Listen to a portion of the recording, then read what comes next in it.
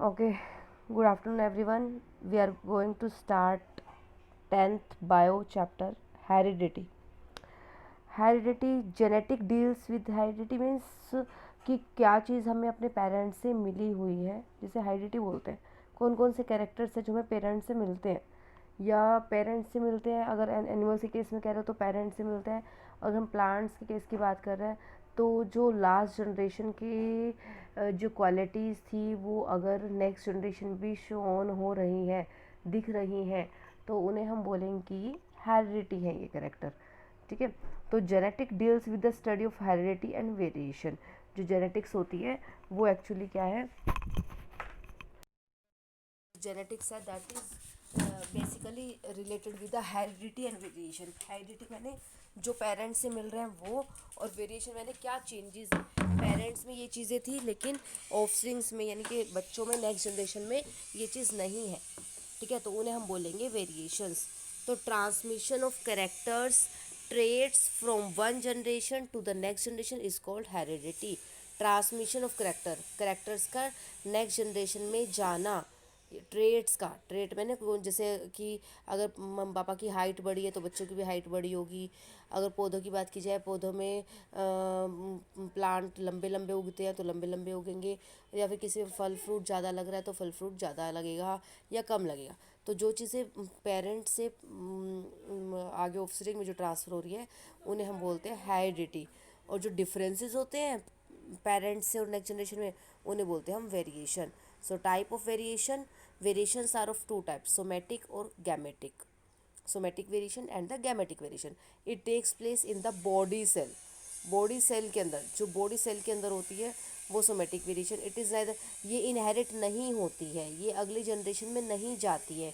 जो हमने इस अपनी लाइफ टाइम में जो हमने अडॉप्ट किया है, जो चीज़ हमने अडॉप्ट की है, जैसे कोई चीज़ सीखी है, मान लो मैंने बैडमिंटन खेलना सीख लिया, तो ज़रूरी नहीं है, ज़रूरी क्या वो होगा ही नहीं कि वो नेक्स्ट जनरेशन मेरे बच्चों में भी आगे जाके उन्हें बैडमिंटन के वो प्लेयर बन जाए, ऐसा ज़रूर नहीं होता।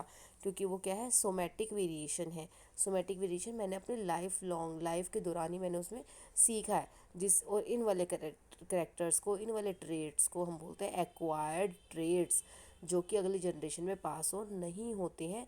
हमने अभी सीखा और अभी की अभी हम उन्हें वर्क ऑन कर रहे हैं, तो उन्हें बोलते हैं हम acquired traits. Example, cutting of nails in dogs and borrowing of पिना। अब जैसे हम कानों में जो है होल करवाते हैं, टॉप्स पहनते हैं, ईयरिंग्स पहनते हैं। ठीक है, अब नेक्स्ट जनरेशन में क्यों नहीं अगली बार जो बच्चे पैदा होते हैं क्यों उनके कानों में छेद हुआ हुआ है मिले, क्यों? क्योंकि तो ये तो हमने अपनी लाइफ लॉन्ग हमने इसी अपनी उम्र में ही करवाया, और ये जो है अगली बार भी हमें करवाना ही पड़ेगा। So these are known as somatic variation. और गैमेटिक वेरिएशन क्या होती हैं? जो कि ट्रांसमिट हो जाती हैं, एक जनरेशन से दूसरे जनरेशन में ट्रांसमिट होती हैं। इन्हें हम बोलते हैं inherited traits. So traits are of two type mainly, acquired traits and inherited traits. Inherited traits क्या होते हैं? जो कि नेक्स्ट जनरेशन में पास ऑन होते हैं। जैसे ह्यूमन हाइट, पेरेंट्स की हाइट बढ़ी है तो बच्चों की भी बड़ी होगी। स्किन कलर, मम्मी पापा दोनों फेयर कॉम्प्लेक्शन के हैं तो बच्चे भी आगे फेयर कॉम्प्लेक्शन के ही होंगे। नेक्स्ट है accumulation of variation during reproduction. Accumulation of variation during reproduction, इसका मतलब होता है, मान लो जैसे कि एक्यूमुलेशन मैंने इकट्ठे होना, वेरिएशन मैंने विभिन्नताओं का इकट्ठा होना ड्यूरिंग रिप्रोडक्शन। रिप्रोडक्शन के दौरान जो वेरिएशन थी वो इकट्ठी हो गई हैं और फिर नेक्स्ट जनरेशन में पास ऑन हो रही हैं। ठीक है, तो variation occurs during reproduction whether organisms multiply sexually और असेक्सुअली। या तो जो है वेरिएशन जो हो रही है रिप्रोडक्शन के ड्यूरिंग, तो वो मल्टीप्लाई सेक्सुअली और एसेक्सुअली भी हो सकती है। मतलब जब सिंगल पेरेंट इन्वॉल्व होता है या फिर बोथ पेरेंट्स इन्वॉल्व होते हैं, कहीं पे भी हो सकती है। तो हम बात करते पहले कि variations in asexual reproduction. Variation in asexual reproduction मैंने when only one parent is involve in the reproduction. जब एक ही पेरेंट रिप्रोडक्शन में इन्वॉल्व होता है तो वेरिएशन बहुत कम होती है। जो कैरेक्टर्स थे पेरेंट में वही के वही पास ऑन हो रहे हैं क्योंकि एक ही पेरेंट से रिप्रोडक्शन हो रही है। And occurs due to small inaccuracies in DNA copying. Occurs due to small inaccuracy. और ये असेक्सुअल वेरिएशन कैसी होती है कि जब जो है स्मॉल इनएक्यूरेसी मतलब बहुत कम ही एग्जैक्टनेस को भी म्यूटेशन, म्यूटेशन होता है sudden change in the genetic makeup, sudden change in genetic makeup. जैसे जेनेटिक मेकअप होता है, डीएनए होता है, डीएनए क्या होता है ऐसे,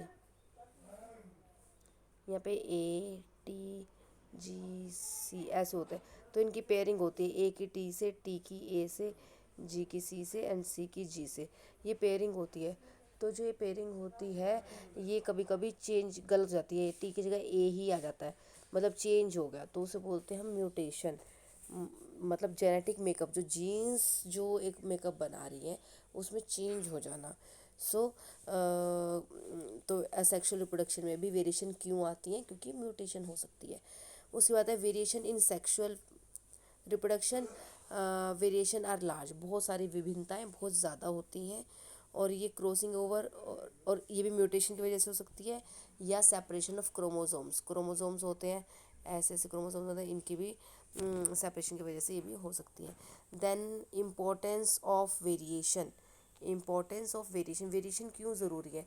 देखो अब कुछ बातें तो ऐसी होती हैं कि जो पेरेंट्स में वो बच्चों में होनी चाहिए, लेकिन कुछ चीज़ें ऐसी भी होती हैं जो पेरेंट्स में हैं बट नॉट रिक्वायर्ड कि अगली जनरेशन में भी वो पास ऑन हो। हम नहीं चाहते कि अगर पेरेंट्स का कॉम्प्लेक्शन डार्क है, उनके हेयर कर्ली है, तो आगे बच्चों के भी ऐसे ही हों।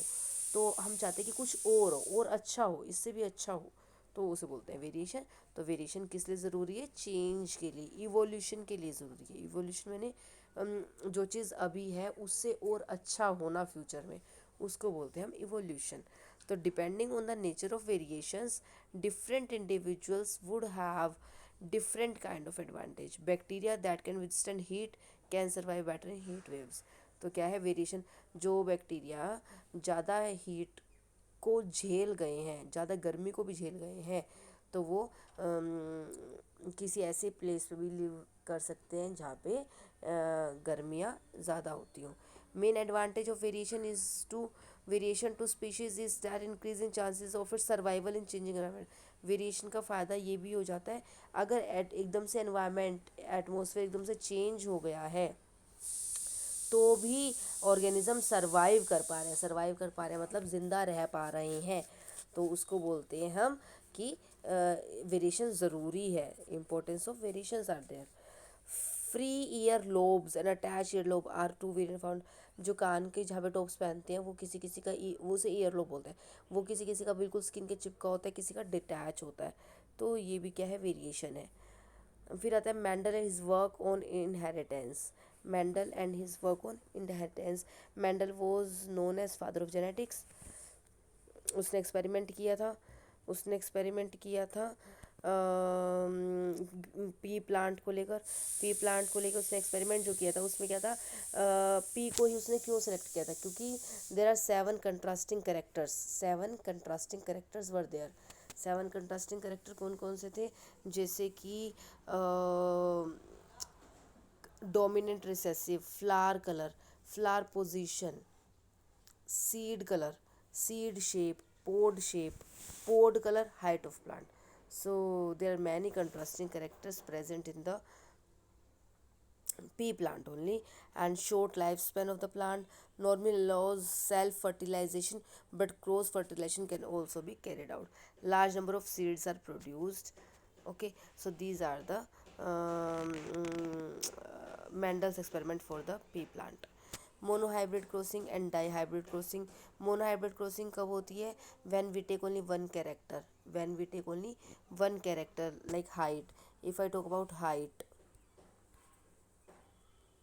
हाइट या तो टोल होगी या ड्वार्फ होगी, ठीक है। टोल के लिए हम कैपिटल टी कैपिटल लेते हैं, ड्वार्फ के लिए हम स्मॉल टी लेते हैं, ठीक है।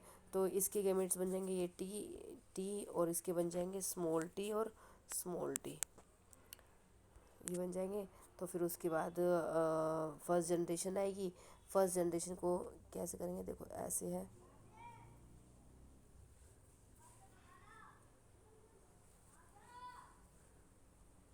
सारे सेम बनेंगे, ठीक है। तो 100% plants were toll, and again अगर हम F2 जनरेशन की बात करें तो इनकी सेल्फिंग करवाएंगे, टी टी टी टी, इसके क्या बनेंगे टी टी एंड टी। जिसको आते हैं, जो वीडियो देख रहा है और जिसको आते हैं वो अपना कॉपी में खुद से प्रैक्टिस करे, जल्दी जल्दी हो जाएगा। T T T T T T and T T.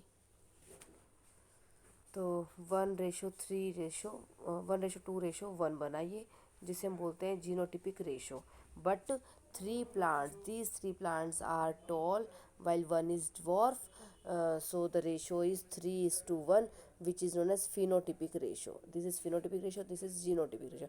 जो चीज़ हमें दिखाई देती है that is phenotype, and जो चीज़ genetic makeup है that is genotype। ठीक है। प्योर होमोजाइगस किसे बोलते हैं, इसे बोलते हैं प्योर होमोजाइगस मतलब सेम होना, सेम यानी कि टी टी टी टी, और हेट्रोजाइगस यानी कि टी टी दोनों तरह के उसके अंदर गैमेट्स प्रेजेंट हो, तो उसे बोलते हैं हम होमोजाइगस एंड हेट्रोजाइगस। ठीक है। तो उसके बाद डाई हाइब्रिड क्रॉसिंग की बात करते हैं। तो डाई हाइब्रिड क्रॉसिंग में क्या होता है, वी टेक टू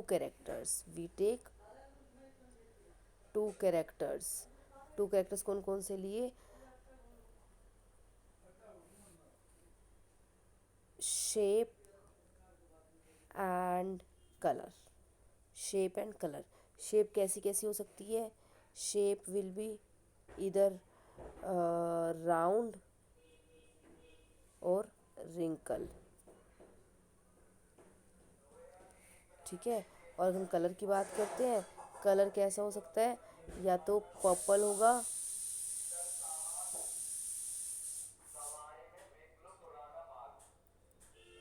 पर्पल और ग्रीन, या फिर अगर हम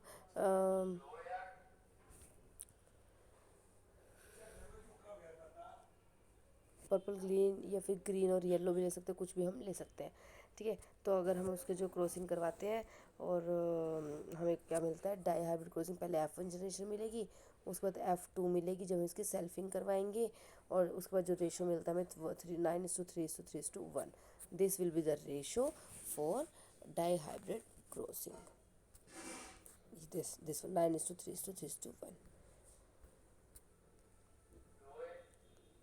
And then sex determination of an offspring is known as determination of sex, मतलब कि बेबी बॉय है या गर्ल है, that is the determination of sex. Environmental, in some animals temperature at which fertilised eggs are kept decides gender.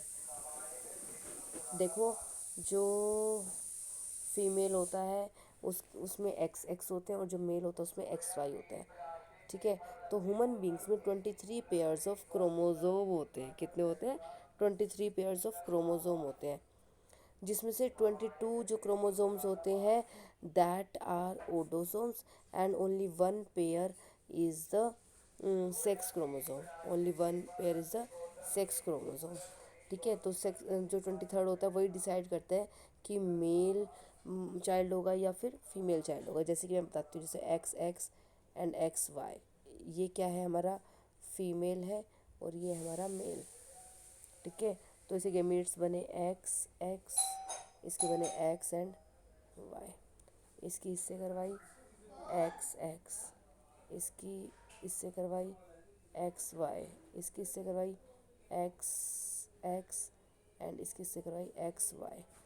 तो 50-50 chances है कि boy baby होगा या गर्ल होगी, but it depends on the male only. किस पे depend करता है, मेल। देखो XX है, फीमेल के पास तो दोनों ही XX है। ठीक है। दूसरा Y आ रहा है या X आ रहा है, वो मेल से आएगा, मेल से X आएगा या मेल से Y आ रहा है, वही डिसाइड करेगा कि which sex will be of the child baby. तो ये मेल के ऊपर डिपेंड करता है कि बॉय बेबी होगा या गर्ल बेबी होगा। This is all about the heredity.